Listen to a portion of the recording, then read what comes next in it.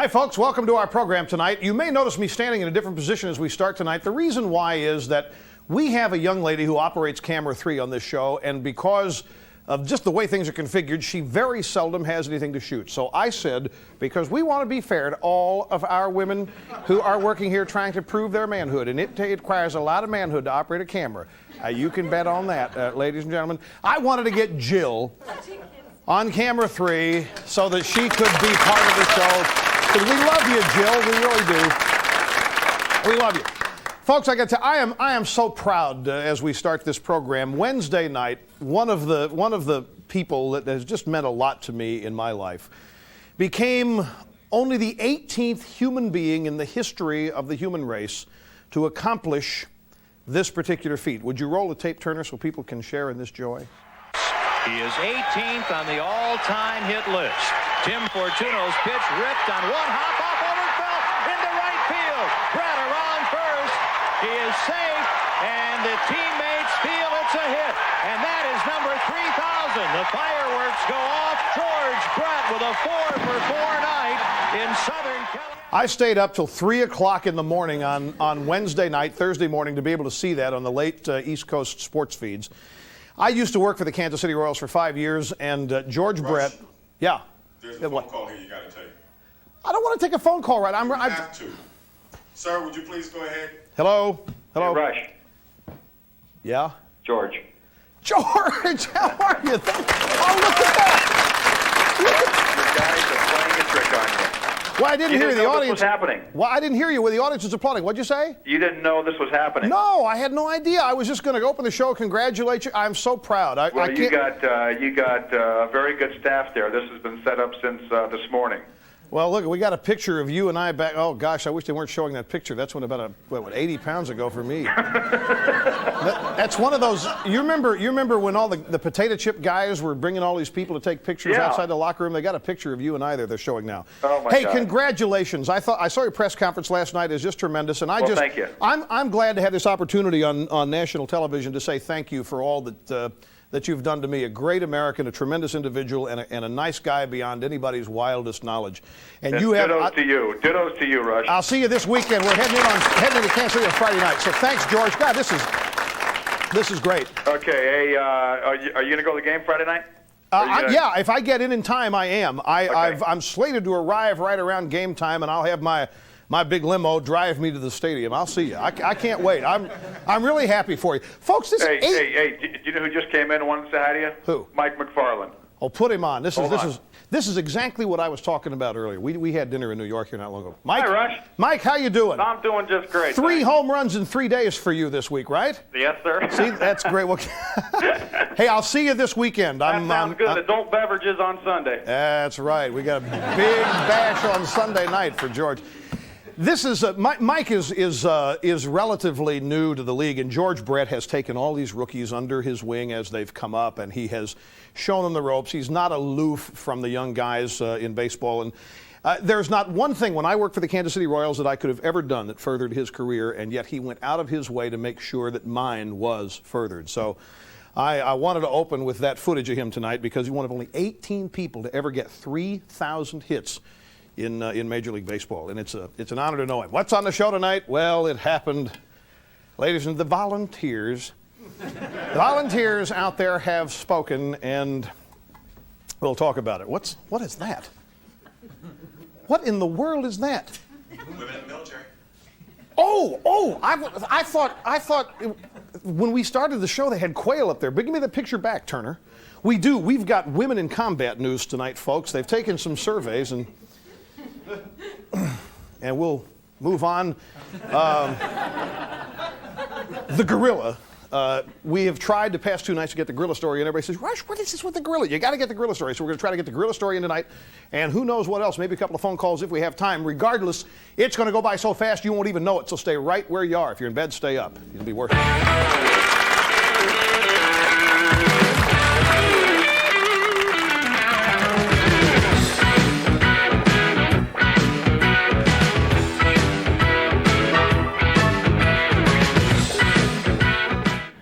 Ready? 1, 2, 3.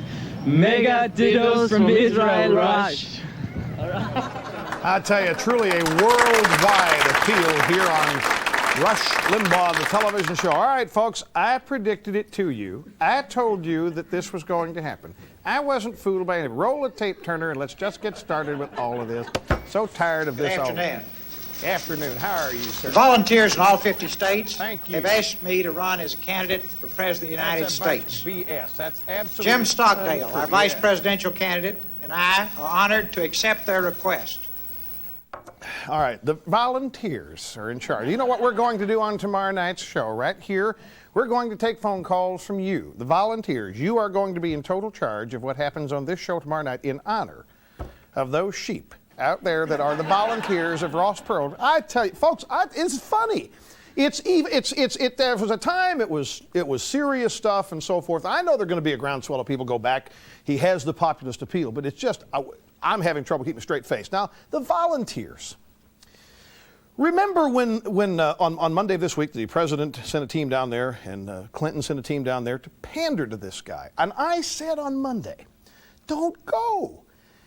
Don't imagine if the Bush people had not gone. What a leadership role they could now take. This whole thing was nothing more than an ego trip for this guy and an attempt to embarrass the two presidential candidates, including the president. Well, I found something very interesting I'd like to share you. Put this up on the screen, Turner. We found that a couple of these state coordinators said on I think it was Tuesday, they were asked about how they're going to poll their people out in the field, out in their various states. One guy from Minneapolis and one guy from Albuquerque. And they said, how are you going to get the information that you heard in the meetings with these parties out to your rank and file volunteers so you can then in turn advise Citizen Perot what to do? They said, oh, well, we've been doing that for a week. You've been doing that for a week? How can you have been polling the volunteers for a week and you haven't even heard the presentation of the parties? So this whole thing was a smoke screen from day one. The whole thing was trumped up. It never was a mystery as to what Perot's going to do. It's just part of the illusion, just part of the fraud that was continuing. They don't have, all right, well, it doesn't matter. I've just been told that we don't have those statements for you to look at, but that's why I'm the host. As long as you can hear, you don't need to see it because I just told you. All right, we have another clip. I don't even know what the clip is. I don't need to know what the clip is. We'll just show you the clip. I'll comment on the clip after it runs. Turner, roll the next clip. Day after day. Now, if no one else would yell, try that again. Everything here is the usual hostile, negative, yelling, screaming. I'll take two more. Take two more. He didn't even take one, is the thing. He's there answering the question. You know what you're supposed to do when you're a candidate? Have you ever seen a press conference? The president or a candidate points to the reporter and says, next question, please, Enos or whoever the reporter is. He's just standing up there basking in the glow, and he says he can't hear anything. I'm sorry, I can't hear you guys. With those ears, he can't hear anything? Roll the next cut. Roll the next cut.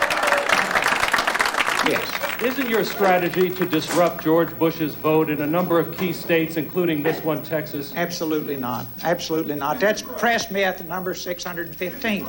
Wait just a minute. Wait a minute. Let me finish. Oh, wow. Talking to the press. Absolutely not. Absolutely not. Now, I love you guys. He has called me every name in the book. He is not. He is not. All I've ever said, he has fine not. Man, fine family. The only thing I've ever criticized is his mistakes in office. That's it. We're talking about performance here, not personality. Say, I'm everything from a monster to crazy, though, coming from them, right? Yeah, right. Nobody ever says, boy, you must really dislike that guy because you keep saying those things. I show up here and you say, you don't like George Bush. When you create these fairy tales and pass them on, every now and then get together sometime in the evening and say, is there any basis for this stuff? No, there's no basis for that. I wouldn't spend 10 minutes. Could we stop this? I mean, how much do we have to listen to here? I certainly wouldn't spend the money I'm having to spend on this. I'm doing it for the reasons I gave in this speech. Very simple. What are you complaining about the money you're having to spend on this? You've got billions. You are a gazillionaire, and you spent... It's exactly right. That's why that answer went on for 30 years, is because he is exactly trying to harm George Bush. There's something in their past, and he can't convince me that that is not one of his primary motivations. That plus getting his name back from having quit back in July. Press myth number 615. What are the other 614 press myths? But there's something about this, though, that still needs to be said. The press is properly suspected by everybody in this country. And Perot talks to them, I'm sure, in a way that many people would love to talk to him. So that's not all that bad. But I'll tell you what that does mean. These guys are going to be gunning for him, folks. You're going to hear all kinds of stuff about his investigative army, his staff of private eyes going out trying to dig up dirt on people. But this is going to be fun. I am so happy this happened. They're quaking in their boots in Little Rock at Clinton headquarters. This is going to be a hoot. I am so happy it's happened. We'll take a break. We've got women in combat and other stuff right ahead, so don't go away. Be right back.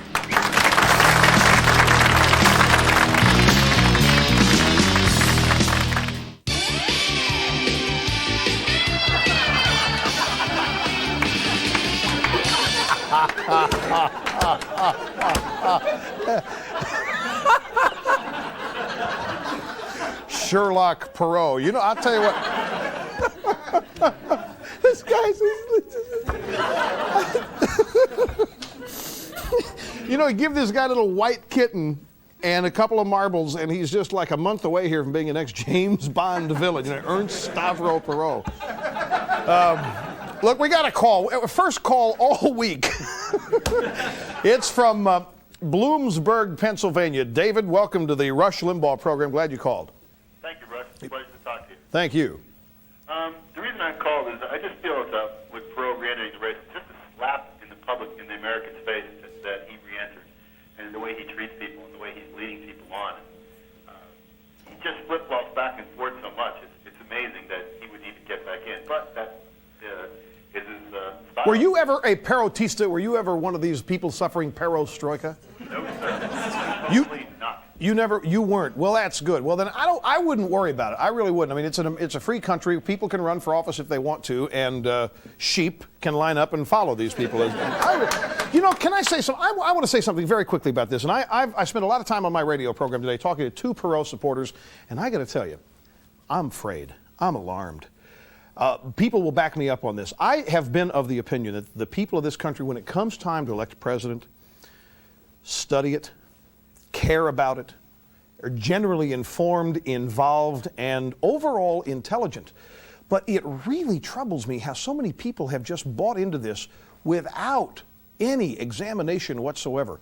And I'm not so much angry at Perot. I mean, more power to him if he can do it. But boy, I'll tell you, you people that are just lapping all this stuff up, you better stop and examine yourselves, I think. Look, we're going to talk about this from now to the election, and I don't want to be too redundant. I want to share with you something that just happened today. I just found out about this today.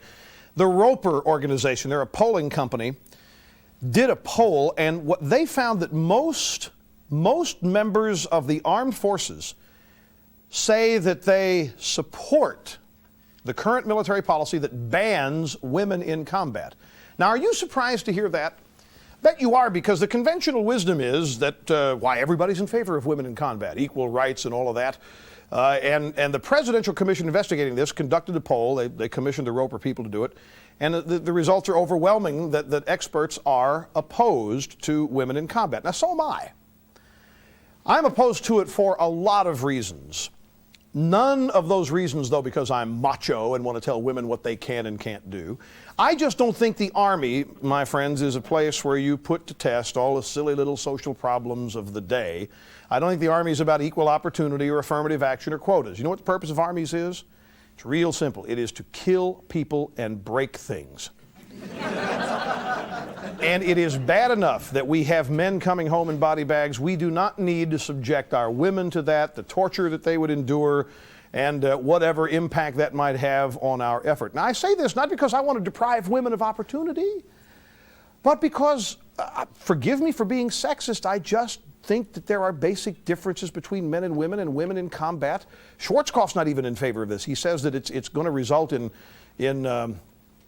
attention being paid to the wrong things. It's has nothing to do with capability. It has nothing to do with ability. It's just, to me, instinctively, it just doesn't seem right. However, we live in a strange time. Politics being what it is, compromise being what it is, you have to allow for the fact that you're not going to prevail. I'm not going to prevail in everything I wish. I then would like to propose a plan whereby I would accept women in combat. I would like to announce on this show tonight my plan. We would establish the All-American 1st Cavalry Amazon Battalion. Now, here's how it works. Here's the All-American 1st. We know, ladies and gentlemen, there is this dread event that occurs in the lives of many women that is called PMS. And we know that women, when suffering this, whatever, when they have it, they turn into the most vicious, the most unpredictable, the most hellacious, animal-type human beings that you can find anywhere. Now, I think that's exactly what we need if we're going to have women in combat. So what I would like to propose, and besides, I'll tell you what, women have murdered on PMS, and they have had the charge dropped because that was used as defense. They weren't themselves. Well, what better state of mind could you want for a soldier? So what I'd like to propose is that we have 52 Amazon battalions so that we can be assured that every week of the year we have a battalion of combat-ready Amazons on PMS. Now imagine this. Imagine that you are Saddam Hussein and you're bunkered down over there and everything's going fine. You're in control of the situation. You got your 50 lookalikes out there, and Peter Arnett at the milk factory got everybody distracted. You're safe. You're winning the war in the American media. And everything's fine. And then all of a sudden, outside the window, you hear this blood-curdling scream. I am outraged by outrage! And you look out, and there's Sergeant Major Molly Yard leading the first wave of Amazon battalions over that next sand dune. I guarantee you, that would scare the pants off anybody. Surrender right there. All-American 1st Cavalry Amazon Battalion. See how malleable and compromising I can be? Back in a moment.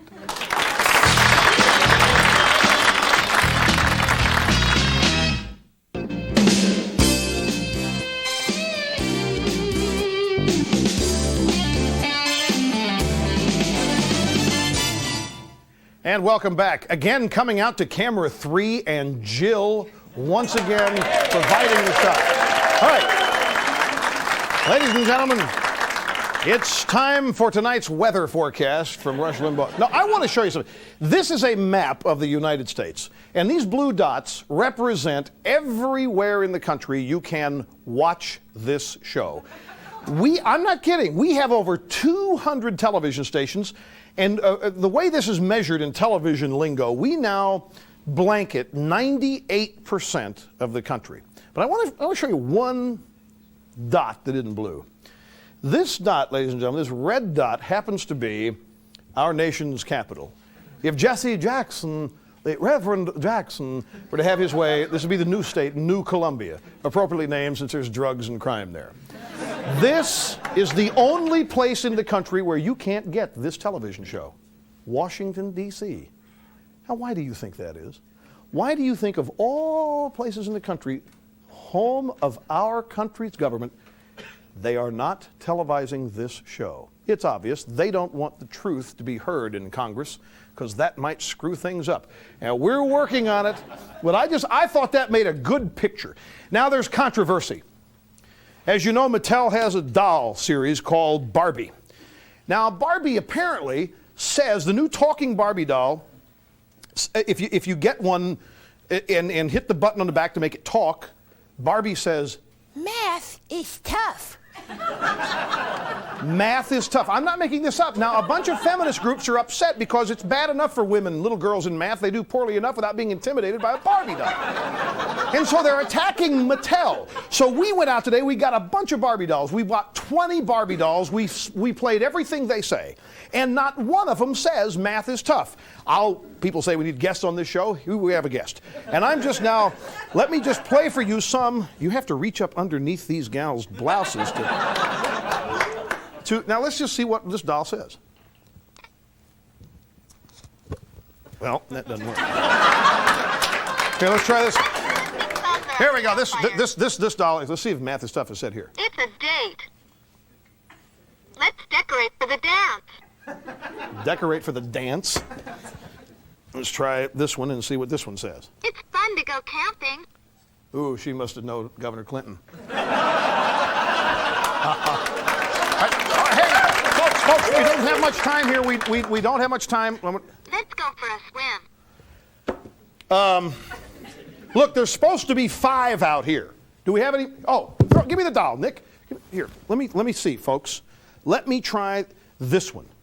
All right, ready? Here we go. Rush Limbaugh. Let's do it again. Dittos, Rush. Hey, ladies, math is tough. Even I had trouble with it, but you can succeed. Face the consequences of life and overcome them. We'll be back on our Friday show. Adios. Services provided and promotional fees paid by the following. Rush Limbaugh's Wardrobe by Rochester, Big and Tall.